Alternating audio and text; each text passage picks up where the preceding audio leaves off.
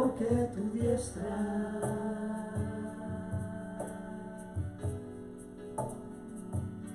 me ha sostenido. Oh, tu diestra, Señor, me ha sostenido.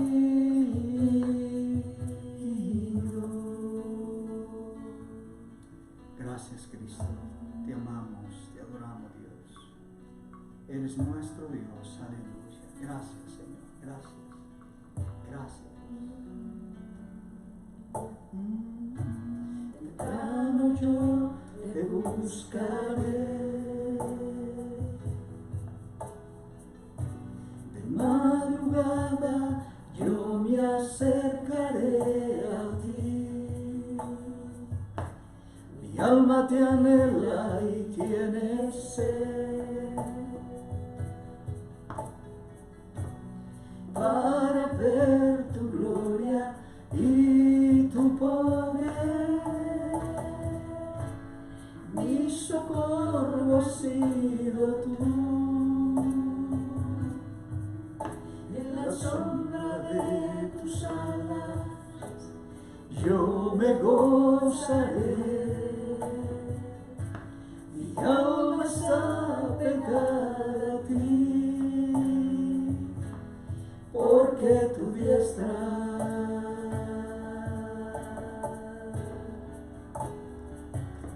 me ha sostenido.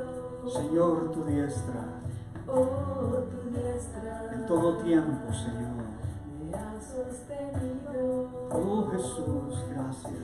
Oh, tu diestra, Señor, me ha sostenido. Oh, tu diestra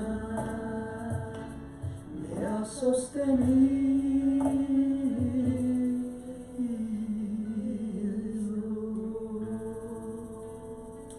Aleluya. Gracias, Jesús. Gracias, Cristo. Gracias, Padre. Eres bueno, Señor. Para siempre es tu misericordia. Bienvenidos a Juntos. Es una alegría estar con ustedes y poder compartir de la vida en Cristo. Está en su palabra escrita para 1000 generaciones. Su palabra está disponible para todo aquel que cree. Así que bienvenidos hoy a Juntos. Pastora. Bueno, qué alegría poder saludarles en este día, mis amados hermanos. Y yo creo que la mayor peso que sentimos en nuestro corazón es el enorme privilegio de poder compartir el consejo de la palabra del Señor, y sobre todo en este estudio bíblico que desarrollamos día a día, en donde aprendemos lo que el Espíritu Santo quiere hablar a nuestros corazones. Amén. Seguimos en nuestra carta que estamos estudiando de Judas. Judas, este escritor que era medio hermano de Jesús y escribió esta carta, que al principio dudaron un poco por algunas ilustraciones que usa Judas en su carta, pero al final la iglesia la recibió muy bien y ha sido una carta más que necesaria. Es una carta que replica lo que Pedro nos dice, creo que es en capítulo 2 de Primera de Pedro, de Segunda de Pedro, sí. Segunda de Pedro. Así que es una bendición porque nos recuerda a la iglesia que debemos tener el discernimiento acerca de los espíritus, discernimiento acerca de los falsos profetas, discernimiento acerca de las falsas doctrinas que polulan y han polulado a lo largo de la historia en la iglesia del Señor.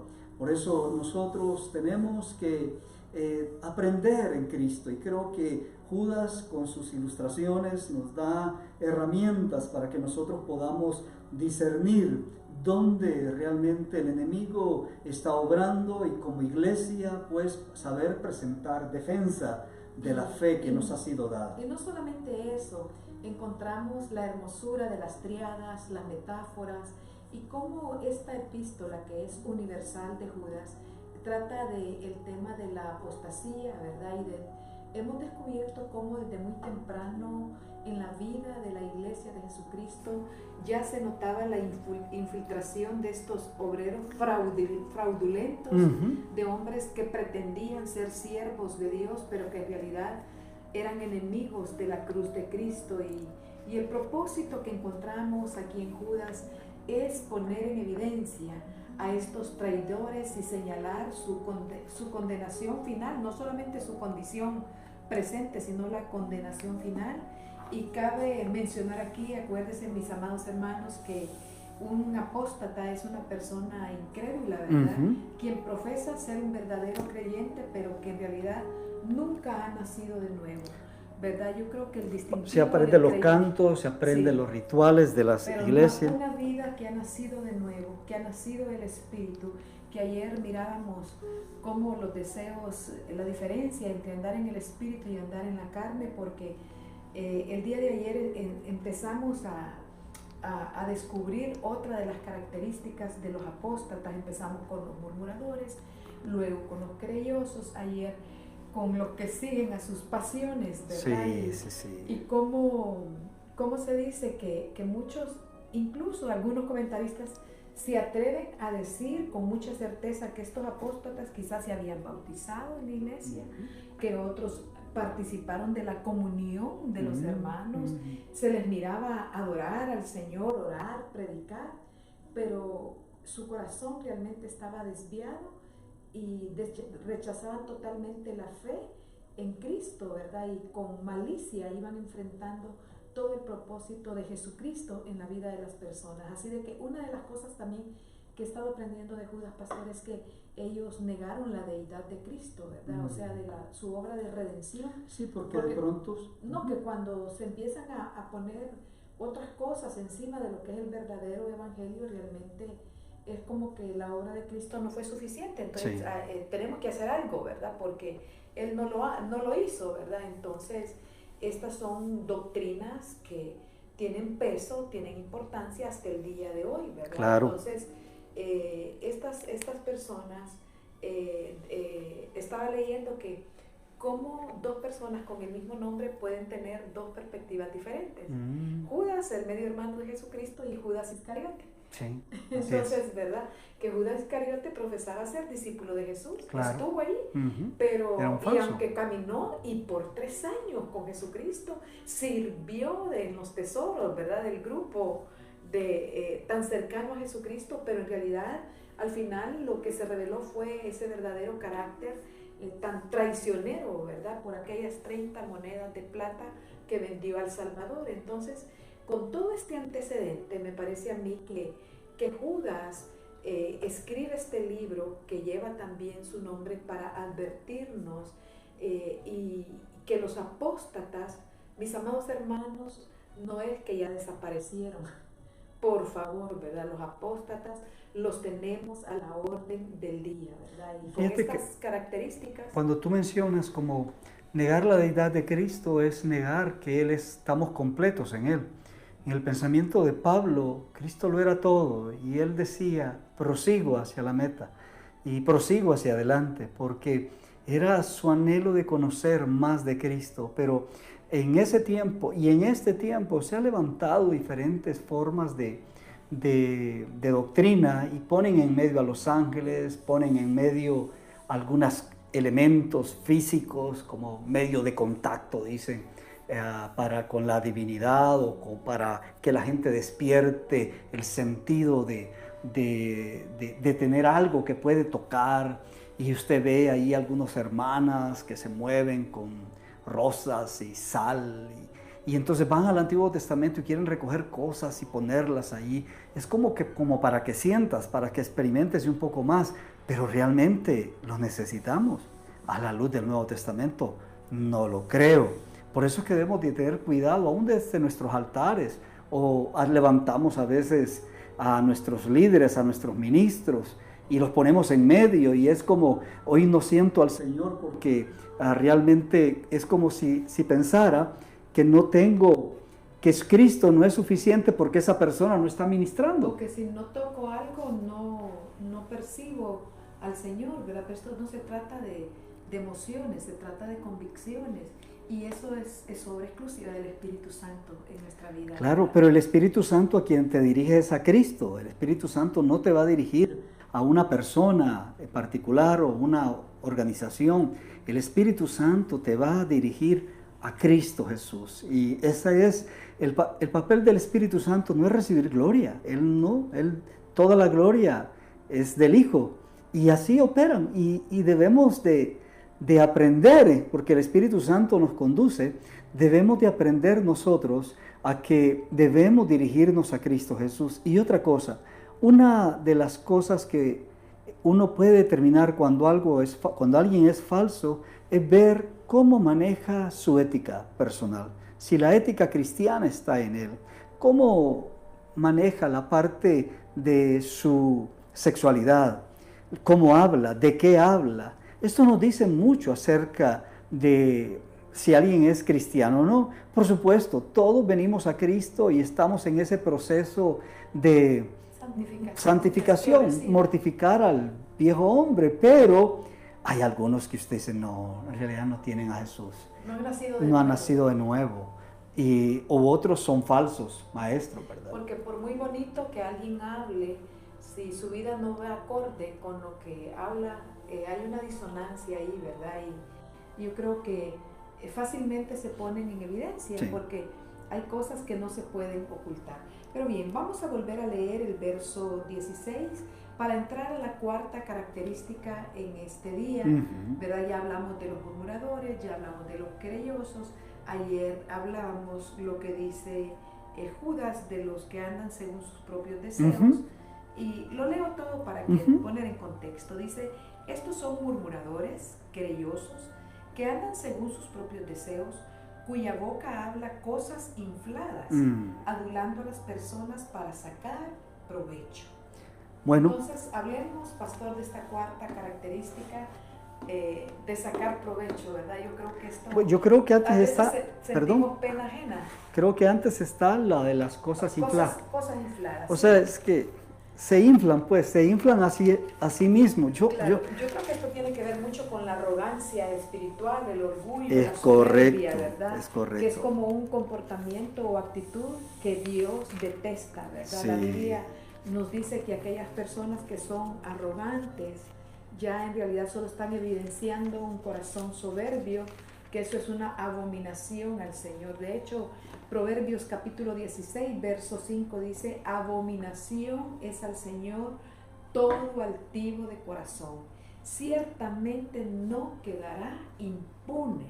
Y hay otro texto que yo quiero destacar, de esas cosas que uno encuentra en el libro de Proverbios, que realmente es sabiduría al día, ¿verdad? Proverbios dice, de las 7 cosas que la Biblia nos dice que Dios aborrece, y entre ellos están los ojos altivos. Y dice Proverbios 6, verso 16 en adelante, dice, 6 cosas aborrece Jehová, y aún 7 abomina su alma. Y interesantemente inicia con los ojos altivos, la lengua mentirosa, las manos derramadoras de sangre inocente, el corazón que maquina pensamientos inicuos, los pies presurosos para correr al mal, el testigo falso que habla mentiras y el que siembra discordia entre los hermanos. Yo dije, cuánto cuidado debemos de tener, porque Jesús mismo lo dice, que lo que contamina al hombre, ¿verdad?, no es tanto lo que viene de afuera, sino que lo que está adentro, tal como dice Marcos, ¿verdad?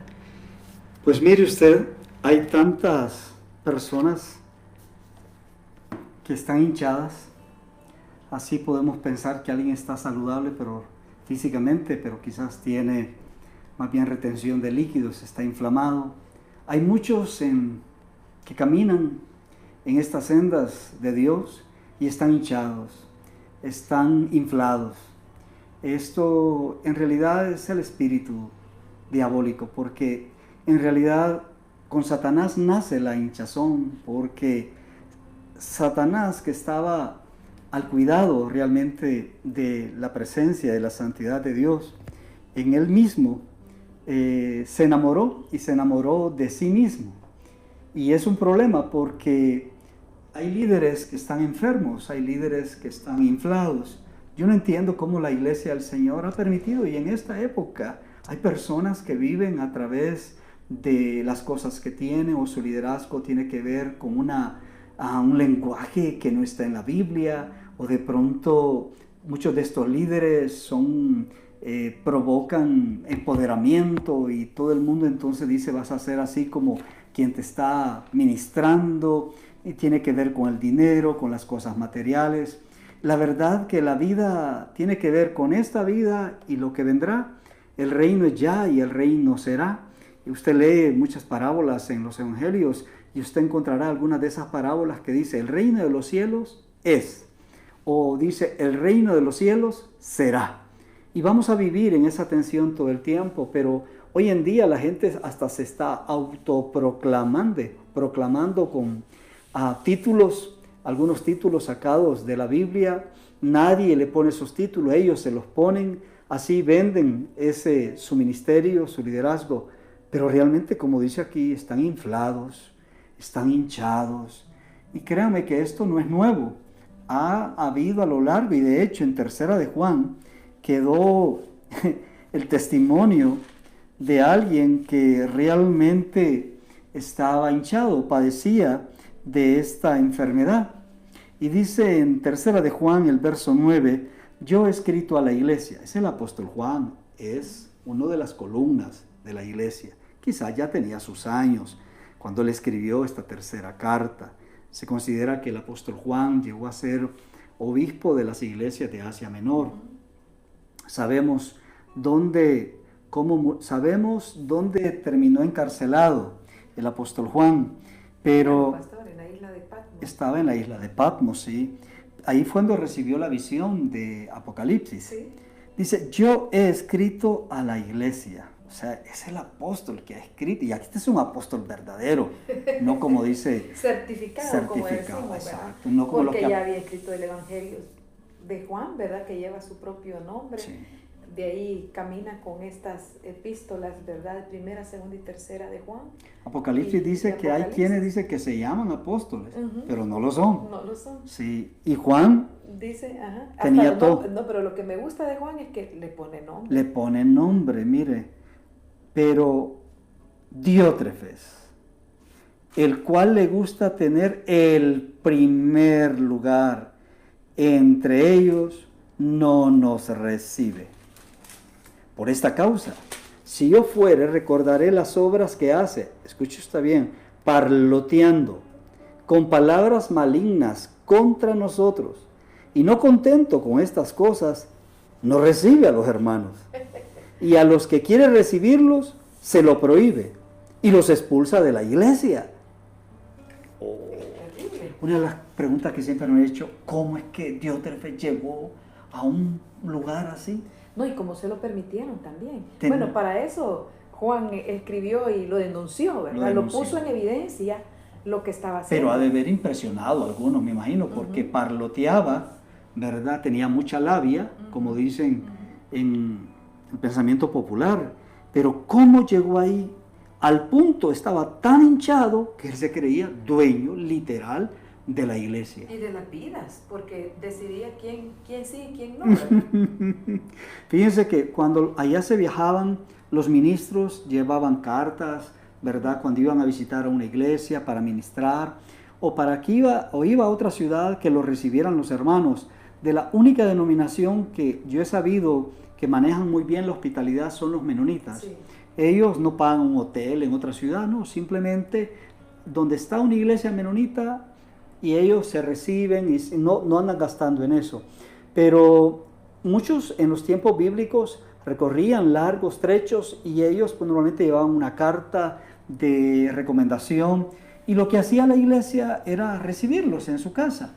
Pues este tipo, Diótrefes, él decidía quién podían recibir o no, y si un miembro, una familia de la iglesia recibía a alguien sin su autorización, dice que los expulsaba de la iglesia. Sí, eso está ¡wow! Y se los prohíbe. Y a los que quiere recibe, dice. Y a los que quiere recibirlos se los prohíbe. O sea que todavía tenía injerencia en tomar decisiones por otros. Exactamente, era el Entonces, dueño. el dueño. Era el dueño de, mire, tenía haber tenido carisma, pero tenía una lengua serpental. Sí, yo investigué sobre, dice que hay dos formas griegas para la palabra arrogancia, soberbia, esas palabras infladas que se usan en el Nuevo Testamento y que esencialmente todas significan lo mismo, y es uperocos, que es hinchazón, extravagante, dice, como lo que el apóstol Pedro en 2 Pedro 2:18 lo dice, pues hablando palabras infladas y vanas, seducen con concupiscencia de la carne y disoluciones a los que verdaderamente habían huido de los que viven en error. Wow. ¡Qué tremendo! Y dice que en este pasaje en particular de Judas 1:16 es pusiosis, que significa inflar el alma, arrogancia, orgullo, y que también el apóstol Pablo lo anuncia en 2 Corintios 12:20, dice, el apóstol Pablo dice, pues me temo que cuando llegue no os halle tales como quiero, y ya se ha hallado de vosotros cual no queréis, que haya entre vosotros contiendas, envidias, iras, divisiones, maledicencias, murmuraciones, soberbias, desórdenes, que cuando vuelva me humille Dios entre vosotros, y quizás tenga que llorar por muchos de los que antes han pecado y no se han arrepentido de la inmundicia y fornicación y lascivia que han cometido. Wow. Entonces estos dos pasajes con estas dos palabras, que una es uperocos y la otra es pusiosis, dice que para nosotros los creyentes hoy en día debemos de cuidarnos de la arrogancia, de la presunción espiritual, dice, porque es todo lo contrario a lo que es la piedad en Cristo Jesús. Porque también el apóstol Pedro, siempre en 2 Pedro, en el capítulo 1, dice, vosotros también poniendo toda diligencia en esto mismo, añadid a vuestra fe virtud, a la virtud conocimiento, al conocimiento dominio propio, al dominio propio paciencia, a la paciencia piedad, y a la piedad afecto fraternal, y al afecto fraternal amor. Así que la arrogancia, dice, no es nada más clara que una demostración del sentido de una persona prepotente. Sí, es hinchazón. Hinchazón. Es el que mira sobre los hombros. A mí me ocurrió algo gracioso en mi desarrollo de liderazgo. En cierta oportunidad el pastor principal se llevó a todo su equipo de líderes que le estaban alrededor de él y se fueron a planificar el año siguiente. Me dejaron a cargo de la iglesia. O sea, de eso, me dijo el pastor, tú te vas a hacer cargo de toda la iglesia este fin de semana. Ya se puede imaginar el peso que uno siente, ¿verdad? Yo quería que todo saliera bien, que no hubiera ningún tipo de problemas. Y bueno, todo iba bien, ya casi como a la mitad de todos los servicios que teníamos. Se me acercó uno de los líderes y me dice, Renan, hay unos muchachos que han llegado, que no se miran muy bien, no quieren entrar a la iglesia y se miran algo extraño. Entonces yo me fui de frente y les dije, miren, si no van a entrar, váyanse. Y según yo, pues la semana siguiente el pastor me iba a llamar para darme alguna condecoración y esa felicitación que uno espera porque todo lo había tenido bajo el control total. Cuando voy a su oficina, me dice, ¿cómo estuvo todo? No, pues bien. Y me dice, ¿y vos quién sos para correr a la gente de la iglesia? Yo inmediatamente me sentí bien empequeñecido porque pues, según yo había hecho algo correcto, ¿verdad? Había defendido la iglesia de cualquier intruso que llegaba solo a hacer relajo o algo. Y nunca se me va a olvidar. ¿Quién eres tú? ¿Quién sos vos para prohibirles o que se vayan de la iglesia? Ahí aprendí la lección de que no somos el dueño de la iglesia. El dueño de la iglesia es el Señor. Y aunque muchas veces lo que queremos traer es orden y todo, pero no olvidemos que las personas son personas.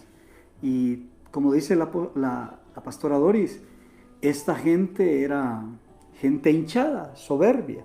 Y hay muchos que viven esa hinchazón por lo que saben o por los años que están en el Señor. Miren, no hay cosa... Hasta por lo que dan a la iglesia. Hasta por lo que dan, o porque fueron fundadores de la iglesia. Nunca olvido yo eso de predicar y que estuvieran en primera línea, gente que había estado desde el principio observándote y calificándote cuando estabas predicando. Le daba un dolor de estómago tremendo. Por eso me gusta mucho el concepto de iglesia con propósito, que es el concepto que hemos desarrollado en nuestra congregación. Tiene un concepto, un modelo de iglesia que es saludable, no es perfecta, pero es saludable, y creo mucho en ello y lo compartimos y así desarrollamos la congregación. Pero aquí hay gente como los que dice aquí en Judas, ¿verdad? Y aquí está un verdadero ejemplo de Diótrefes. Era parlotear. Mira, las personas que hablan y hablan y hablan, quizás es porque no te quieren dejar hablar. Bueno, hay personas que así son y no es que sean incorrectas, pero a veces quisiera uno que le prestara la guitarra, ¿verdad? Usted no sé si alguna vez alguien que ya tiene años de estar en el Señor, un pastor invita a un predicador pues a compartir la palabra. Y claro, el pastor va después a despedirlo, pero hay pastores que se toman otros 15 o 20 minutos más porque no predicaron. Entonces, yo digo, pero si ya predicaron, pero no, él tiene que poner su sello ahí. Las personas que siempre quieren decir algo hasta el final deben de tener cuidado porque es como que quieren tener el control de la conversación o que él fue el último o la que fue la última en conversar. De hecho, en la casa del Padre nosotros enseñamos el modelo constructivista, que el que menos debe hablar es el líder. Bueno, también encontré otra escritura de paralelo a este de Judas 1:16, que el apóstol Pablo le habla a su hijo espiritual, a Timoteo, y le dice en 2 Timoteo 3:2, también debes de saber esto, que en los postreros días vendrán tiempos peligrosos, porque habrá hombres amadores de sí mismos, avaros, vanagloriosos, soberbios, blasfemos, desobedientes a los padres, ingratos, impíos, sin afecto natural, implacables, calumniadores, intemperantes, crueles, aborrecedores de lo bueno, traidores, impetuosos, infatuados, amadores de los deleites más que de Dios, que tendrán apariencia de piedad, pero negarán la eficacia de ella. A estos evita. Entonces mire que es similar, me parece a mí, claro, la mentalidad también con aquel que dice mío, más mío. Sí, mime conmigo. Ajá, mime conmigo, ¿verdad? Mime mío. Es como el mundo gira a mi alrededor, ¿verdad? Y bien dice Proverbios capítulo 21, verso 24, escarnecedor. O sea, un escarnecedor es una persona que ridiculiza, que se burla, ¿verdad? Un escarnecedor es aquella persona que rechaza, que ofende, que ultraja, que insulta, que calumnia, ¿verdad? Esa es una persona escarnecedora. Y el proverbio dice, escarnecedor es el nombre del soberbio. O sea que el soberbio tiene nombre y es escarnecedor y presuntuoso, que obra en la insolencia de su presunción. Bueno, yo he conocido personas que no están felices y no se están riendo de alguien más, o siempre están burlándose de otros. Pero aquí yo creo que la iglesia del Señor debe ser responsable. Creo que nosotros, tanto el liderazgo de la iglesia como la iglesia misma, ha permitido que este espíritu diotrefano, que estas diótrefes abunden o se crucen en la iglesia del Señor. Pero Dios sigue siendo Dios y la Biblia dice claramente, Dios resiste a los soberbios. Vamos a orar. Gracia a los humildes. Vamos a orar con esta palabra. Aleluya. Señor, aquí están nuestras vidas. Sí, Señor. Culminando, Señor, esta semana de estudio para volver el lunes una vez más a seguir inquiriendo en tu palabra. Gracias. Señor, hoy ya hemos estudiado 4 características de un apóstata, de alguien que niega la fe. Señor, líbranos de la murmuración, líbranos de ser querellosos, Sí, Señor. líbranos de pasiones Amén, Señor. desordenadas, Sí, Padre, Señor, en el gracias. nombre que es sobre todo nombre. Gracias, Dios. Y líbranos de hablar cosas infladas, Amén, Señor, porque Señor. tu palabra dice que no hagamos nada por contienda o por vanagloria, antes bien con humildad, estimando cada uno a los demás como superiores a nosotros mismos. Amén. Pon guarda, y así oraba el salmista, Señor. pon guarda sobre nuestros Amén, labios, Señor. Señor. En el nombre de Jesús, bendecimos a nuestros hermanos en Bendecimos. sus diferentes quehaceres, Sí. y que esta semana, este fin de semana, que vamos a nuestras iglesias, seamos guardados, cuidados, protegidos, y sobre todo que el Espíritu Santo de Dios nos inquiete para servir y amar a Cristo con todo nuestro corazón. Amén y amén. Que el Señor les bendiga. No olvide ir a su iglesia o conectarse a su iglesia. Somos la casa del Padre. Una familia para ti. Bendiciones. Bendito sea el Señor.